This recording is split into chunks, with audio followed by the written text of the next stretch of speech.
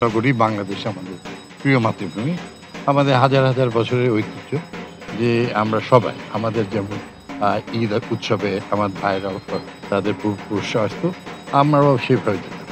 আমরা সবসময় একসঙ্গে আছি এবং রাজশাহী হচ্ছে শান্তির মহানগরী এবং এখানে আমাদের হিন্দু সম্প্রদায় ভাইদের সর্ববৃহৎ অনুষ্ঠান এবং আমাদের গর্বের করার মতো বিষয় যে এই দুর্গাপুজোর প্রথম শুরু রাজশাহী থেকে, রাজশাহীর বাগমারা থেকে।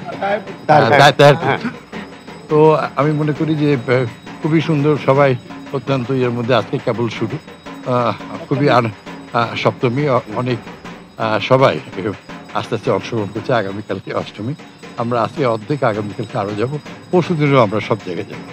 আমাদের প্রত্যেকটা কর্মীরা প্রত্যেকটা মণ্ডপে এবং এলাকায় তারা সবসময় আমার ভাইদের পাশে অতীত ছিল, কত বছর ধরেও ছিল, আজও আছে। আর এবার সবচেয়ে বড় বিষয় হলো যে তারা অতি নিরাপদে, যে রাজশাহীতে গতবারের তার আগের বারে চেয়ে এবার সর্বোচ্চ ৮০টির উপরে মণ্ডপ এখানে পরিচালিত হচ্ছে এবং আমরা সবাই যতটুকু যার যতটুকু সহযোগিতা করা ইচ্ছা সব আমরা করছি। আমাদের সবচেয়ে বিষয় আমাদের হৃদয় দিয়ে সবকে ভালোবাসা দেওয়া, এই শান্তিপূর্ণ অবস্থান প্রিয় মাতৃভূমি বাংলাদেশের সবার। আমরা চাই একটি নিরাপদ মহানগরী যেভাবে আমরা গড়ে তুলেছি, আগামী দিনে এটা থাকে। ধন্যবাদ। ফ্যাসিস্ট মুক্ত একটা বাংলাদেশে ১৭ বছর আন্দোলন সংগ্রামে আপনারাও ছিলেন, আমরাও ছিলাম। এই ১৭ বছর মানুষ উন্মুক্তভাবে দুর্গাপূজা থেকে আরম্ভ করে বিভিন্ন কর্মকাণ্ড, বিভিন্ন ঈদ বা অন্য বিভিন্ন সম্প্রদায়ের মানুষরা জন্মাষ্টমী পালন করতে পারেন নিরবিচ্ছিন্নভাবে। আমরা এই প্রথম দেখলাম যে একটি স্বাধীন বাংলাদেশে নতুন জাগরণ সৃষ্টি করেছে এবং সকলের মধ্যে সম্প্রীতি সৃষ্টি হয়েছে, পূজাও বেশি এবং পূজাও বেশি। রাজশাহীতে এর আগে এত পূজা হয়নি, এবার অত্যন্ত মানুষের ঘরে ঘরে পূজা হচ্ছে। এটাই আমাদের কাছে সবচেয়ে আনন্দের বিষয় এবং সম্প্রীতির বিষয়। এই ধর্মসভায় বহু পুরনো, বহু বুদ্ধিজীবী এখানকার আগমন হয়েছে এবং আজও হচ্ছে। এখানে প্রতি বছরের ন্যায় এবারও শারদীয় দুর্গোৎসব উদযাপন হচ্ছে, সেই লক্ষ্যে আমরা উপস্থিত হয়েছি।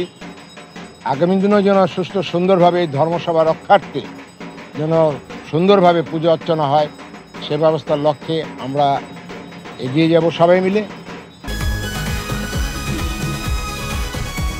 ওটা তো ওরা আসলেই জানতে পারবো, তাই না? শোনো, টাকা তো চাইছে, 10,000 টাকার শর্ট আছে, বুঝছো? ধন্যবাদ। কত টাকা শর্ট পড়ছে সেটা বল। 10,000 টাকাই শর্ট আছে। আচ্ছা, সেটা মাথা ছুঁয়ে বলো। মাথা কি হলো? চুপ করে আসছো কেন?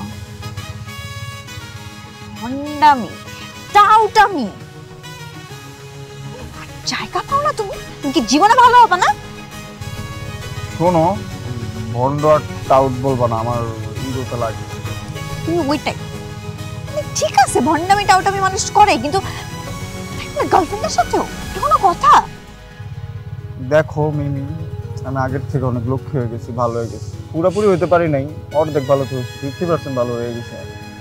আগে যদি হইতো আমি তোমার থেকে 20,000 টাকা চাইতাম। চুপ। তাও না 10,000। ঠিকভাবে বলো, কত টাকা শর্ট পড়ছে? 5,000 টাকা লাগবে।